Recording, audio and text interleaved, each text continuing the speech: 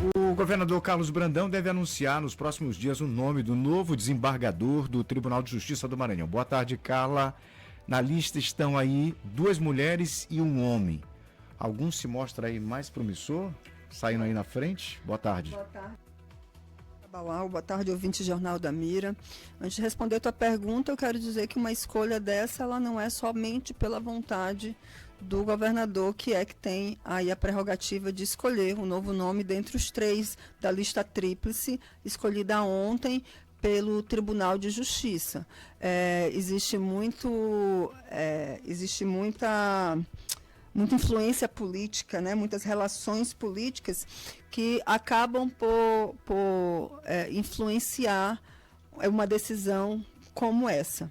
Afinal, quem está escolhendo é um político, né? Então vamos lá, apesar de ser do Poder Judiciário, o novo membro. A gente tem a Maria Luísa Ribeiro Martins, que é procuradora de Justiça, ela ficou em primeiro lugar ontem com 22 votos. Temos a Maria da Graça Pérez Soares Amorim, em segundo lugar com 21 votos, e o promotor de Justiça Pablo Bogéia Pereira Santos ficou em terceiro lugar aí com 20 votos. Então foi escadinha, né? Um atrás do outro. Gleidson, como eu falei que é uma... Mas vale lembrar que independe, isso é uma decisão do governador, independe dessa quantidade de votos, ele pode decidir pelo terceiro. Isso, pode ser o mais votado, é o critério que ele pode utilizar qualquer critério, inclusive vontade própria. Gostei desse aqui, vou ficar com esse aqui, mas não funciona assim.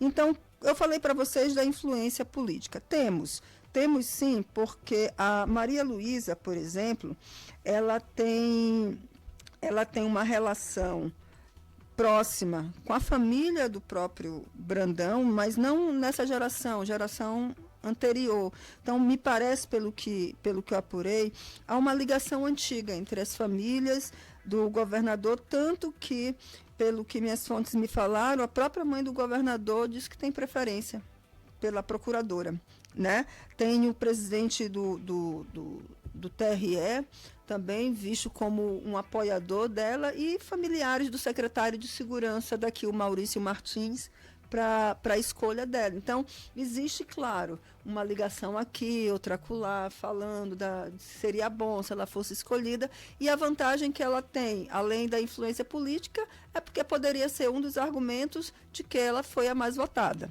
ok? Mas a gente tem a Maria da Graça Pérez aí, muita influência política nos 3 poderes, tá? No executivo, no judiciário e no legislativo também.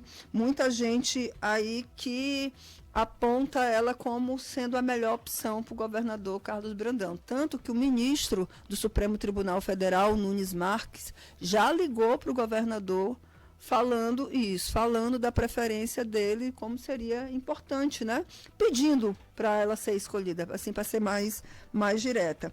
Mas tem tantos outros nomes aí para esse, entre aspas, aqui, apadrinhamento. Ela morou muito tempo em Brasília, então tem muitos trâmites lá pela capital federal, com o deputado federal, com ministros, enfim, bem articulada. E, por fim, a gente tem o Pablo Bogéia aí, que é o que não tem essa influência política toda. Se foi escolhido pelo governador Carlos Brandão, é somente porque o Carlos Brandão quer. Mas não tem assim para dizer, eu tenho esse padrinho político bem aqui.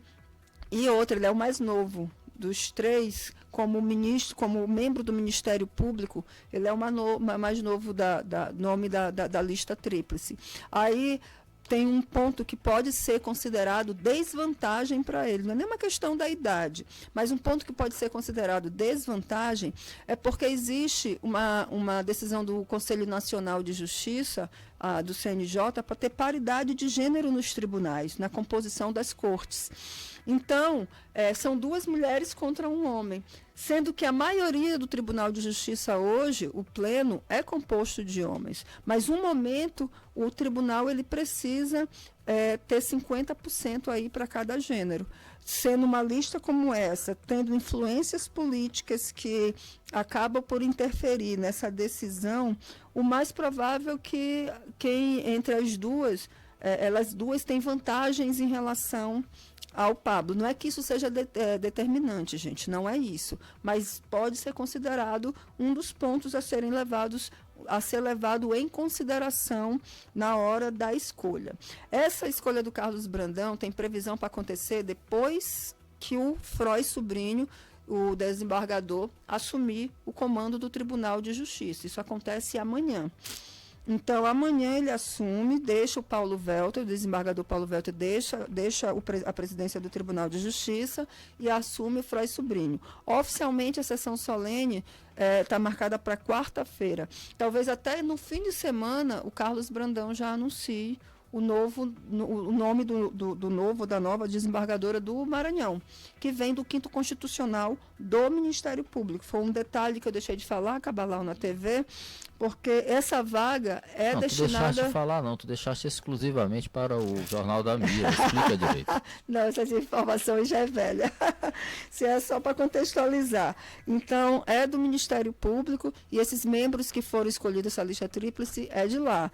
Ainda tem uma vaga aberta no Tribunal de Justiça, claro, está com substituto, mas a vaga é da OAB, né, da Seccional Maranhense da Ordem dos Advogados do Brasil, do 5º Constitucional de lá, e continuamos aqui sem definição. E digo para vocês, essa definição só vai vir depois que tiver a definição do conselheiro do Tribunal de Contas do Estado, porque o mesmo ator, que é o advogado Flávio Costa, o mesmo ator está nas duas situações, tanto no 5º Constitucional da OAB, quanto na escolha de conselheiro. A Assembleia Legislativa já enviou ofício para o ministro Flávio Dino, para o Supremo Tribunal Federal, avisando que os pontos que foram considerados inconstitucionais, eles já foram corrigidos. Que pontos são esses?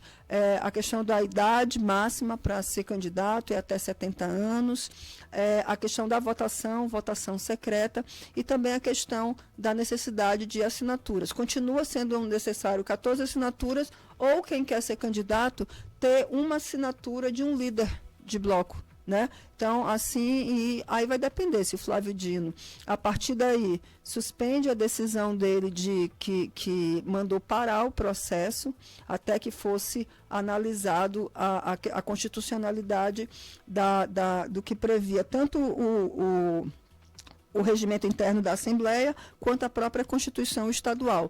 Volto a dizer que já foi modificado. As duas situações já mudaram, já foram modificadas pela Assembleia Legislativa. Agora é aguardar para ver como o Flávio Dino vai se comportar. Se ele liberar, o processo vai acontecer. Aí vai ter a escolha do conselheiro. Pelo que eu converso com os deputados, não vai ter dificuldade alguma do Flávio Costa ser o escolhido, apesar de ter o Carlos Lula como candidato também. Ontem ele falou para Cabalau que ele não vai recuar. Ele já colocou o nome dele como candidato, ele vai continuar sendo. Mas o Flávio Costa, pelo que me consta, ele tem aí de 27 a 30 votos certos para ser escolhido o novo conselheiro do TCE. Aí sim a OAB deve dar prosseguimento a escolha, a mudança lá do nome da lista sêxtupla, já que o Tribunal de Justiça indeferiu a candidatura do Flávio Costa e mandou a OAB mudar a composição da lista sêxtupla.